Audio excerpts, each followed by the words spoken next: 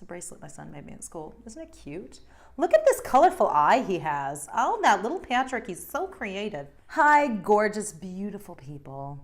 Welcome back to my channel. It's been a crazy morning. I don't know, I've been putting off making a video because frankly, I just didn't know what I was gonna make a video about today. I found an old video that one of my favorite vloggers, Amanda Muse, did.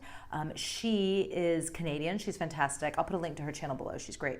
But she's Canadian, but she lived for a really long time in Malaysia with her family. So she's got a lot of videos that are about expat life. She made a video about sacrifices that expats make. And I was like, brilliant, I can think of a ton of things. And so I was like, that's it, that's what I'll make a video about. I wanna preface this with, any sacrifices that I make are kind of more for comedic value. They're kind of to laugh at. They're stupid, they're light. I'm putting the disclaimer that I have no real sacrifices in my life. But let's get into a list of things that I have sacrificed as an expat and are really no big deal at all, but kind of funny and interesting. The first one is convenience. Now, when you move to a new country, little stupid things that you take for granted is like a whole new experience in a new country. I can think of just off the top of my head, like mail. So in the United States, you go out to your mailbox in front of your house and you pop your mail in, put your little flag up, tell the postman who drives by to pick it up and take it away. In the UK, you have post boxes everywhere where you can drop mail in to be sent to somebody. Over here in Switzerland, I don't really know. Like, we don't have a mailbox for outgoing mail. We have a mailbox for mail coming, but I don't think I can put mail in it to go out. I haven't seen a post box, if they do exist, so you have to go into a post office to send a card. Somebody, I hope, will put a comment below and be like, actually, you're wrong, you don't have to do that, because I'm desperate to have a more convenient way to send mail, but it's a little bit more of a schlep, so that's a little convenience thing. Also, too, a big one, and I've mentioned it in videos before, is Amazon. So we don't have Amazon here. They don't ship to Switzerland, so most people end up getting like a P.O. box in Germany, and just having stuff sent there and then making the like pilgrimage to the German border to get their Amazon stuff. There are times like with Christmas coming up, I wanna have candy canes. I want to have things that are more traditional in the United States that you wouldn't necessarily get here. And in the UK, I could just order whatever I wanted on Amazon. Granted, I was paying like 5 times the amount for it, but at least I could get it, you know? So don't have Target.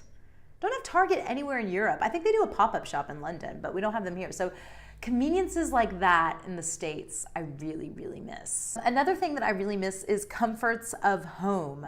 There's a few from the United States and now a few from the United Kingdom that I miss. So an obvious one that comes to mind right away in the food world is bagels. Oh my gosh, a New York bagel with vegetable cream cheese, like I would kill a man. Well, I don't know if you can get bagels in Switzerland, but you can get them in the UK, but they're just not the same. They don't taste as good.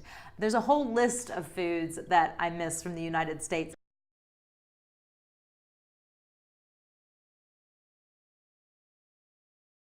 Another thing is like something silly, like in every summer holiday when I was a kid, like we would have somewhere to go to somebody's swimming pool. Michael Graham, my friend when I was a kid, he had a swimming pool in his backyard, and my bestie Rachel and I used to always go to his house. I have such happy, happy, happy childhood memories of like summers, big cookouts, and swimming in my friend's pool. And it's a comfort of home, just that kind of childhood memory. We just don't have that here. Along kind of the similar lines is like memories of tailgating. You don't have like sports the same way here as you do back home. So there's no tailgating before a game, a college game. College sports aren't even a thing here, full stop. I mean, like, I'm sure universities compete against each other. Well, I know they do because my husband played volleyball at his university and played volleyball for England. He will be very embarrassed that I'm bragging about him. He's kind of a big deal. So I know the competitions exist, but there's no kind of like community party around it. And that's a comfort of home that I really miss, like that time of year that you would go to sporting events.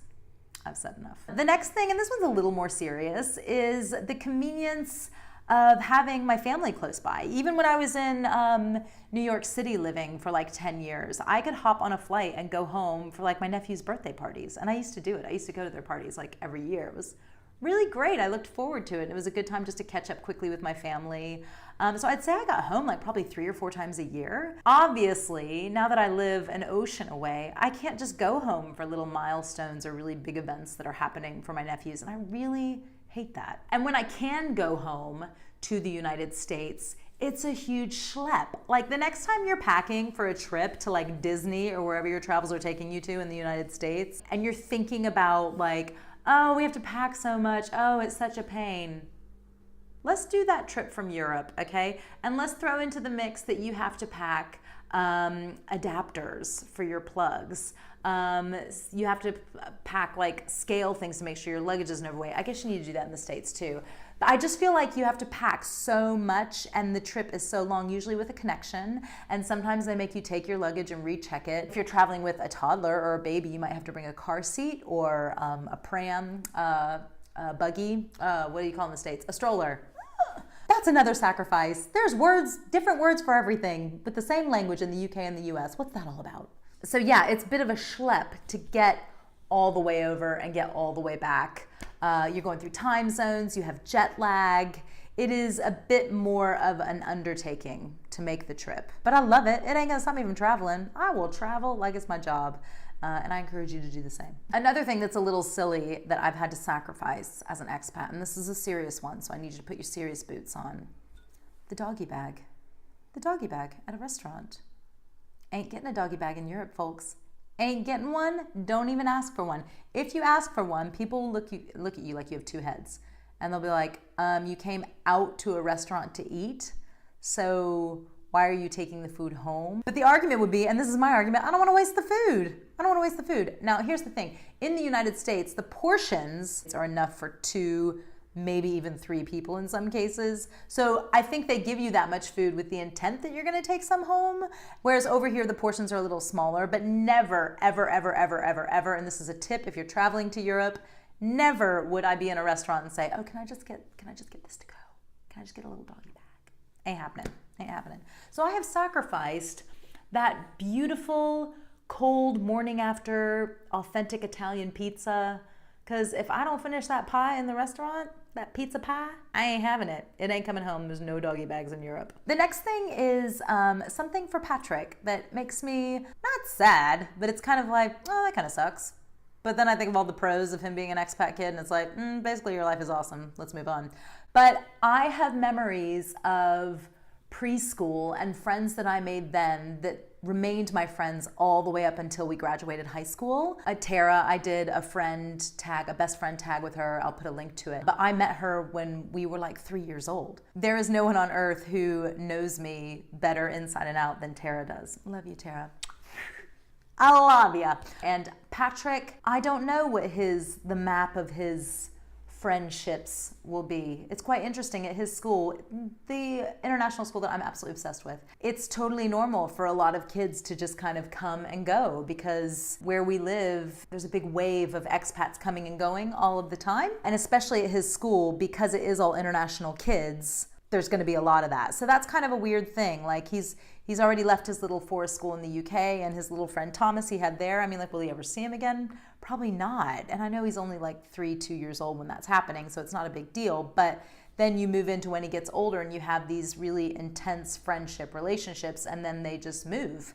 That's going to happen a lot. It's going to happen a lot. I imagine it's similar to how, military kids grow up moving around. But I guess the good thing this day and age is you have Facebook and you have all these outlets for kids to keep in touch with each other. And I think like the really true friends that he meets, no matter where he is in the world, they'll stay in touch. And they'll be able to travel randomly to, I don't know, Thailand together and meet up for drinks and a little raft trip and have fun traveling, which is pretty cool, our little global expat kids. The next one is, it's silly, but because Christmas is coming up, Christmas is in the air. Do you smell it?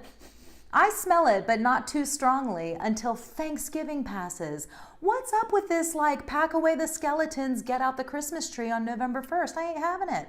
Ridiculous. So living over here in Switzerland, we will never be close to home or our home as we know it for the holidays. Ever. Andy's family's in the UK, my family's in the United States, and obviously it's much more important to us to be close to our family and have that special bonding time for Patrick with our parents and with my brothers and Andy's sister and all extended family. So it's not a complaint, but I don't know if he'll have the memory of waking up on Christmas and going to see what Santa brought him in his own home, which is all I had growing up.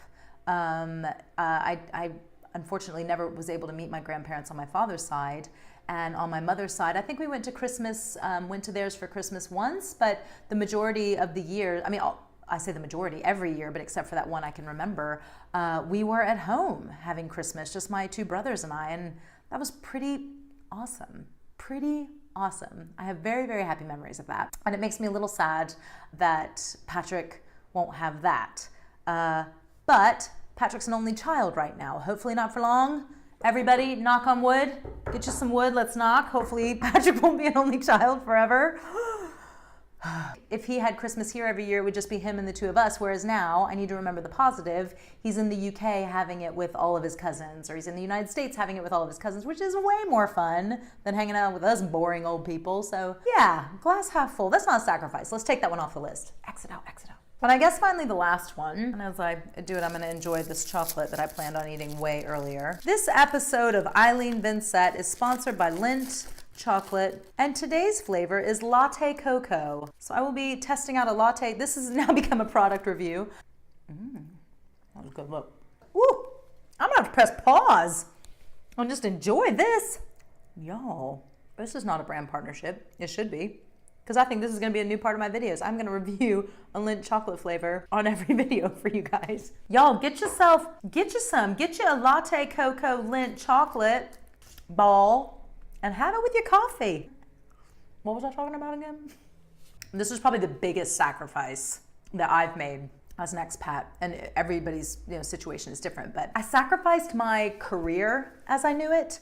I moved to New York after university and went into the fashion industry with no background in fashion in terms of my studies, and really worked my ass off, frankly, to climb the ladder and kind of build up a network and become a fashion designer. Worked for some really big, incredible companies, met my husband. He swooned me straight off my feet. The opportunity came up to move to London, and I took it because why not? Why wouldn't you live in a different country? Highly endorse that. But the challenges that came even from moving to London in terms of where I was in my career, what my pay was, the brands that were interested in having me, everything changed moving from New York to London. So my career took a bit of a hit. And even though I was working in London, I had some really good jobs, met some incredible people, and learned about a totally different way that the fashion industry works in London versus New York. There were so many pros that came out of it, but my career trajectory as I saw it going in New York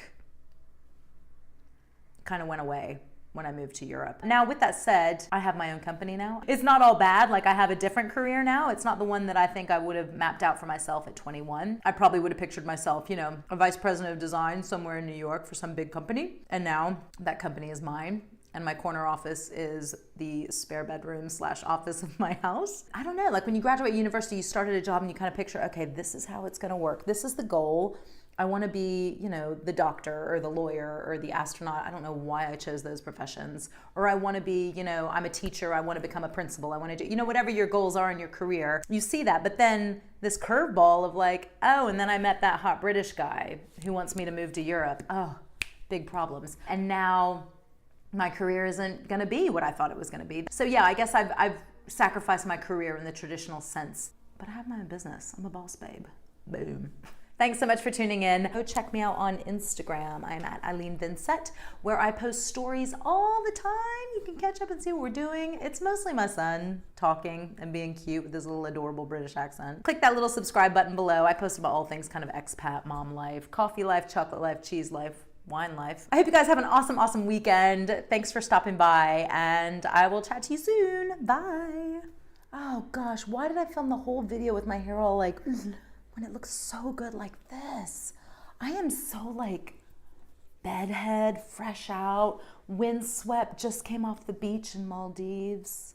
Oh my God, someday I will have like a camera crew and we will do this. Nobody on earth friend-wise who knows me better.